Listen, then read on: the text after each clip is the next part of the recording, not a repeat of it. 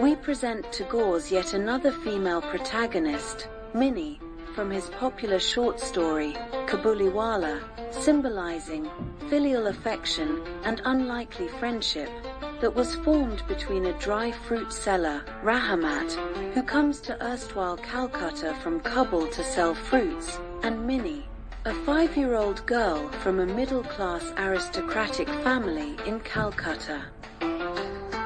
Written by the Nobel laureate and polymath Rabindranath Tagore in 1892 and set in erstwhile Calcutta, the story is beautifully narrated from the perspective of Minnie's father. The main characters in the story are Minnie, the chatty, inquisitive, 5-year-old girl from a Bengali aristocratic family in erstwhile colonial Calcutta. Kabuliwallah, tall, broad shoulders, turban-wearing, loud, suspicion-evoking Afghan fruit seller, with a shabby baggy partug kameej. He is a migrant there, who could speak a little bit of Bengali with heavy Afghan accent. His name, Rahmat. Minnie's father, a writer, learned and broad-minded person, the narrator of the story. And Minnie's mother. She is generally a timid lady who often becomes short-tempered and frequently scolds Minnie for talking too much and asking too many questions. The story opens with the narrator talking about his bright and inquisitive 5-year-old daughter, Minnie, who according to him learned how to talk within a year of being born and hadn't stopped talking since. Minnie finds a good listener in her father who, unlike her mother, would not stop her from speaking her mind. One morning, while she was by my side, playing and chatting, she abruptly ran to the window and began calling out at the top of her voice. Kabuliwallah! Oh, Kabuliwallah! Upon hearing Minnie's call, a tall, broad-shouldered, turban-wearing, shabbily clothed Afghan fruit seller, with a bag over his shoulder and a few boxes of dry grapes in his hands, turned around with a smile and approached the house. As he stood at the door with a smile, I thought it would not be good to call someone and not buy anything. So, I bought a few items from him and got involved in a conversation on various topics about his country, the British and more. Meanwhile, Minnie had dashed inside the house hiding somewhere, as she always thought that several children like herself would be found in the bag of this Afghan man. As he was leaving the house, he asked, "Sir, where is your little girl?" I called Minnie from inside the house, who came and stood nervously beside me looking suspiciously at Kabuliwallah. To fulfill her eternal curiosity, she asked him, What is inside your bag? There is an elephant inside my bag. Kabuliwallah jokingly responded. A few days later, as I was leaving the house in the morning for some work, I saw Minnie sitting on the bench next to the door and speaking non-stop with the Kabuliwallah, who was parked next to her feet and listening to her with a grin. She had lots of nuts and raisins. I approached them and asked Rahmat, "Why did you give all these to her? Please don't do it again."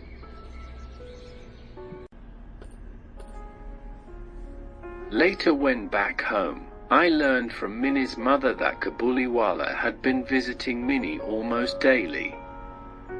He offers nuts to her and both have become good friends.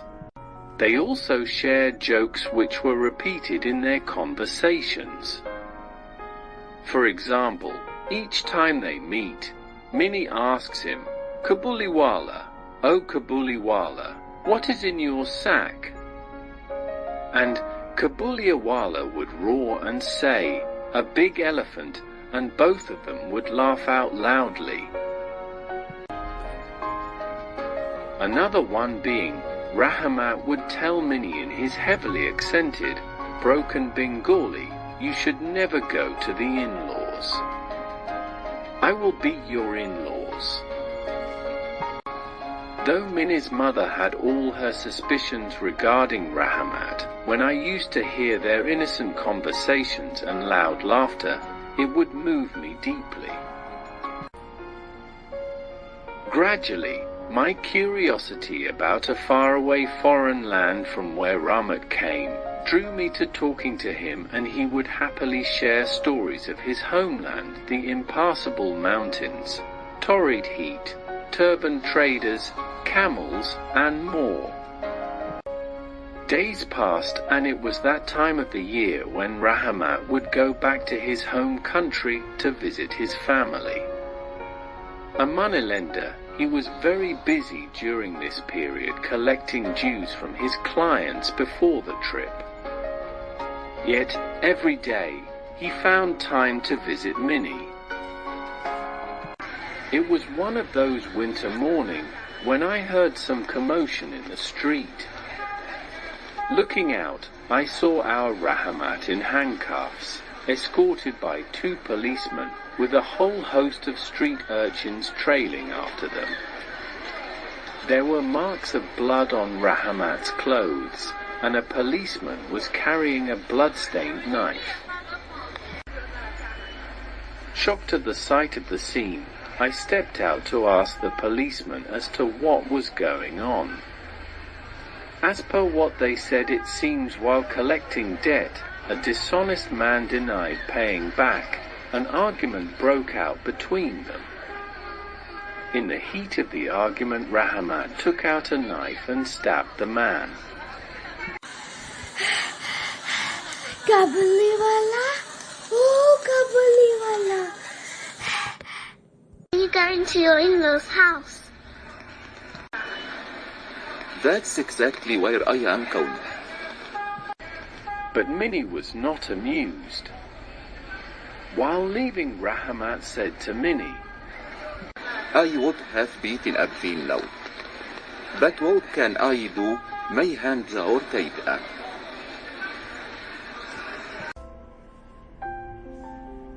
Later, we came to know that for causing grievous injury, Rahmat was sent to jail for several years. Years passed. We lived by the daily routines, and gradually almost forgot about the free-spirited man. It was autumn again, and it's Minnie's wedding day. With a heavy heart and the thought that my little one would soon leave the house and create a void around us, I was going through the wedding accounts in my study, when suddenly Rahmat walked into the room and stood before me. Initially, I could not recognize him for his changed, weary look.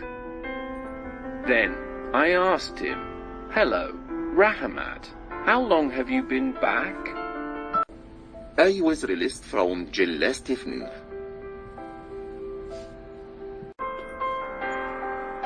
For me, it was a moment of unease to see someone out of jail standing in front of me. I said, "We have a wedding in the house today, and I am quite busy. It is better for you to leave now." At that, he began to leave the house, but as he reached the door, he turned back in hesitation and asked in a faltering tone, Can't I see the girl for a moment? It seems he believes that Minnie was still the same little girl and would come out of the house running to greet him. Kabuliwallah, oh Kabuliwallah, as in the past, and their joyful exchange will continue as before. There is an auspicious occasion in the house today. It won't be possible to see anyone at this time. He looked a little hurt by the statement and stood stupefied for a time, gazing at me with a fixed look. Then he walked out of the room abruptly with a simple goodbye. I felt remorseful and thought I should call him back, but right then I saw him turning around. Standing close to me, he said, "I brought these grapes and raisins for the little girl. Hope you don't mind giving it to her." I took the fruit from him and was about to pay some money when he grabbed me by the hand and said, "You're a generous man, sir, and I'll never forget your kindness, but please don't pay me for these fruits. Just as you have a daughter, I too have one back home." It is remembering her face that I had been bringing these gifts for your child. I never came here for business.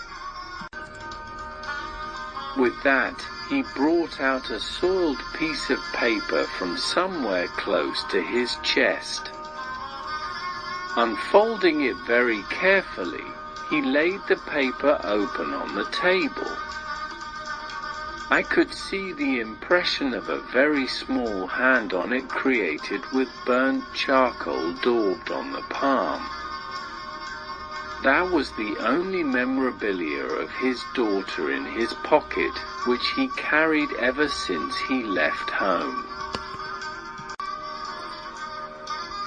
My heart became heavy. My eyes filled with tears at the sight of that piece of paper. It no longer mattered to me that he was an ordinary fruit peddler from Kabul and I belonged to an aristocratic Bengali family. In a moment I realized that we were both just the same. He was a father and so was I. It reminded me of my own Minnie. I sent word for her to come out to the study immediately. Though the women in the house did not like it, she came out. She was in her bridal dress and ceremonial makeup and stood beside me shyly. On seeing this version of Minnie, Rahmat became confused. Their innocent jokes of old times also didn't work out. Finally, with a smile, he asked, Carrie, are you going to Vinla's house? Minnie now understood what in-laws meant, so she couldn't answer the way she did in the past. Rather, hearing the question from Rahmat, she blushed and abruptly turned around and left. I recalled their first meeting and felt an ache in my heart. Soon after Minnie left, Rahmat slouched on the floor with a long, deep sigh. It became obvious to him that his own daughter had grown up as well, that she would not be the same girl he had left behind. Though I knew that I had to cut a few of the wedding expenses like the lighting decoration, I took out some money and gave it to him. "You go back to your daughter in Afghanistan, Rahmat, and may the happiness of your union bring blessings for my Minnie too," I said.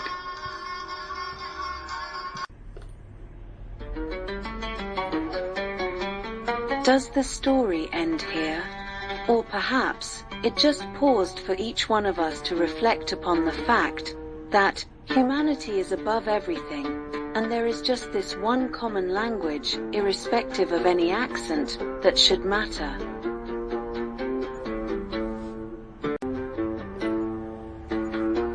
Through his flawless, thought-provoking writing, Tagore always brought forward these ideologies for all of us to ponder upon.